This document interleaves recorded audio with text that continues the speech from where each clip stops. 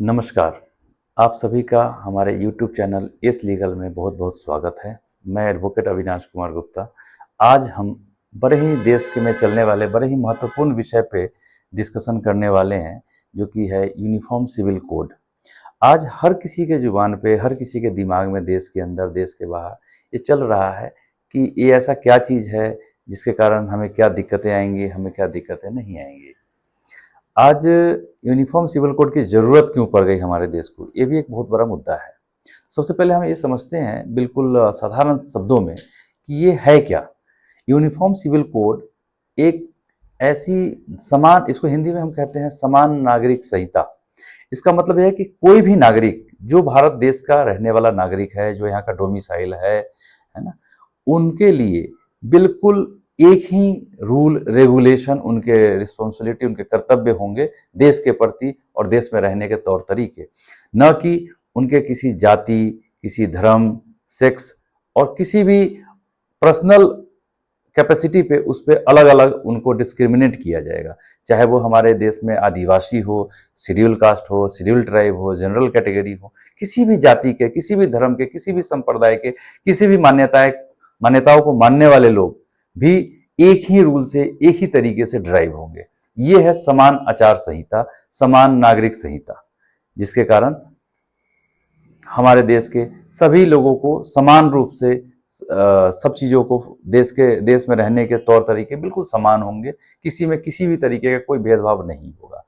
अब हम बात करते हैं कि यूनिफॉर्म सिविल कोड अगर जब देश में आती है तो इसका फर्क कहाँ पड़ेगा। ऐसा क्या है जो पहले था और आज नहीं होगा, या ऐसा क्या है जो यूनिफॉर्म सिविल कोड के आने के बाद बदल जाएगा। तो सबसे पहले मैं ये बताना चाहूँगा कि यूनिफॉर्म सिविल कोड आने के बाद बदलना बहुत कुछ नहीं है। बस जो बेसिक चीज़ें हैं जो बदलना है, वो किसी भी रिलीजन के द्वारा फॉलो किए जाने वाले जो भी पर्सनल लॉ हैं, सबसे पहले वो ख़त्म हो जाएगा। और उसी के कारण जो भी इफेक्ट आएगा उनके जीवन शैली में, उनके कानूनी दाव पेच में, उनके जो पहले से जो क्रियाकलाप उनके जो चल रहे हैं, जो व्यवहार चल रहे हैं उनके रिलीजन के हिसाब से, उनके पर्सनल लॉ बोर्ड के हिसाब से, उसमें थोड़ी सी तब्दीली आएगी, उसमें थोड़ी सी बदलाव आएगा। अब हम बात करते हैं कि भारत में रहने वाले जितने भी धर्म विशेष के लोग हैं उन पर क्या क्या फ़र्क पड़ता है। तो सबसे पहले तो ये समझने की बात है कि किस किस पे फ़र्क पड़ेगा। वो है जैसे हिंदू पर्सनल लॉ बोर्ड है, हिंदू मैरिज एक्ट है, हिंदू सक्सेशन एक्ट है, Christian marriage act, Christian divorce and succession act है, एडॉप्शन एक्ट है, मुस्लिम पर्सनल लॉ बोर्ड है। इन सब बेसिक्स चीज़ें हैं, पारसी पर्सनल लॉ बोर्ड है। इन सब चीज़ों के ऊपर इसका फ़र्क पड़ेगा, सीधा सीधा फ़र्क पड़ेगा अगर हम वैसे बात करें तो। अब जैसे हिंदू लॉ बोर्ड की अगर बात करें, हिंदू पर्सनल लॉ बोर्ड की बात करें तो इसमें क्या फ़र्क पड़ेगा। तो अगर हम बात करें हिंदू मैरिज एक्ट में, तो हिंदू मैरिज एक्ट में बहुत ज़्यादा फ़र्क नहीं पड़ेगा। एक्चुअली अगर हम लॉ की बात करें, मैरिज की बात करें हिंदू में, तो हिंदू में मैरिज का मतलब होता है एक रिचुअल, और उस रिचुअल को कहीं भी रजिस्टर्ड कराने की ज़रूरत नहीं होती है। That ritual is sufficient to proof a marriage, to accept a marriage. तो जब यूनिफॉर्म सिविल कोड आएगा तो उस मैरिज को सिर्फ और सिर्फ एक रिचुअल तक सीमित नहीं रहेगा।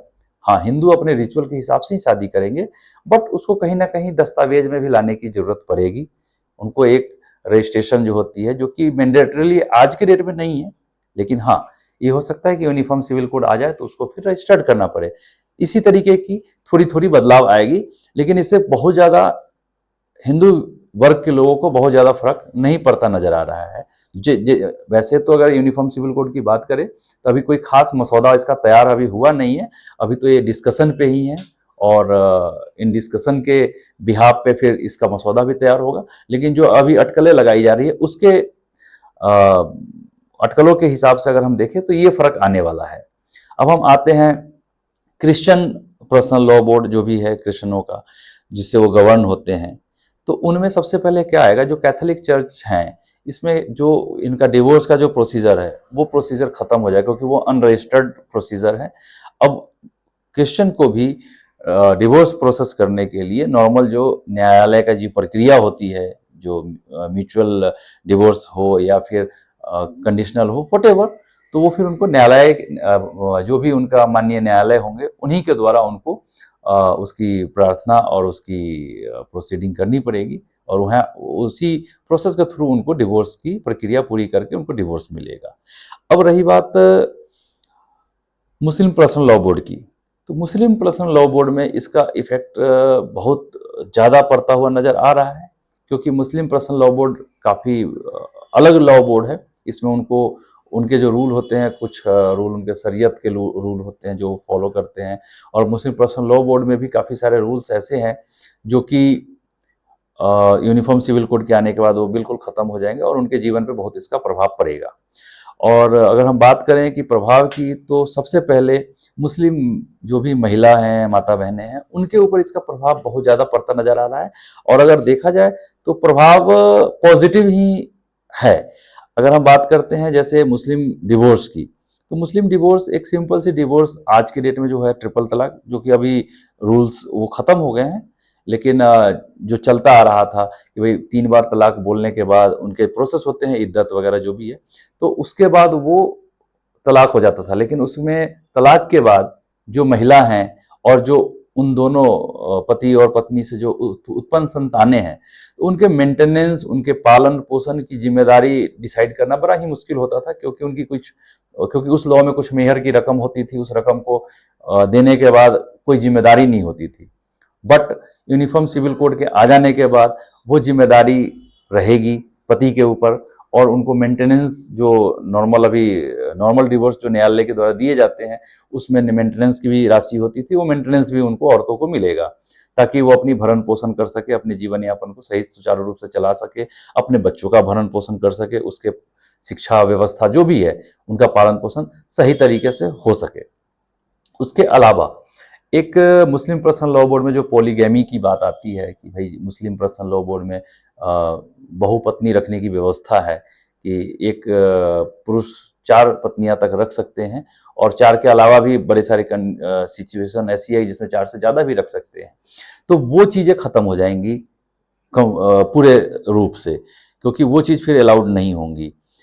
उसमें सिर्फ एक पत्नी और एक पति का ही व्यवस्था रहेगा, जैसे और धर्मों में जैसे रहता है कि एक बार में आप एक पत्नी के साथ ही रहेंगे, और जब तक उनसे डिवोर्स नहीं हो जाता है या उनके डेथ नहीं हो जाती है, तब तक आप फिर दूसरी शादी करने के लिए अलाउड नहीं होंगे। तो ये एक सबसे बड़ी चीज़ें आएंगी।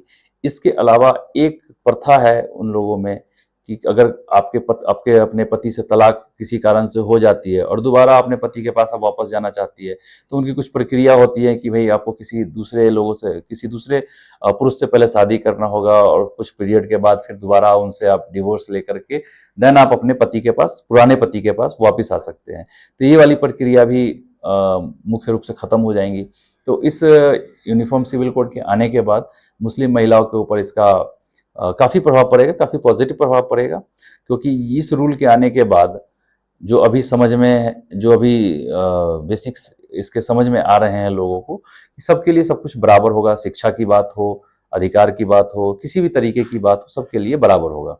तो अभी इस पे कोई खास अभी रूल आए नहीं हैं, अभी इसकी तैयारी चल रही है, और इस पे काफ़ी अटकलें भी लगाई जा रही हैं, काफ़ी चर्चाएं हो रही हैं।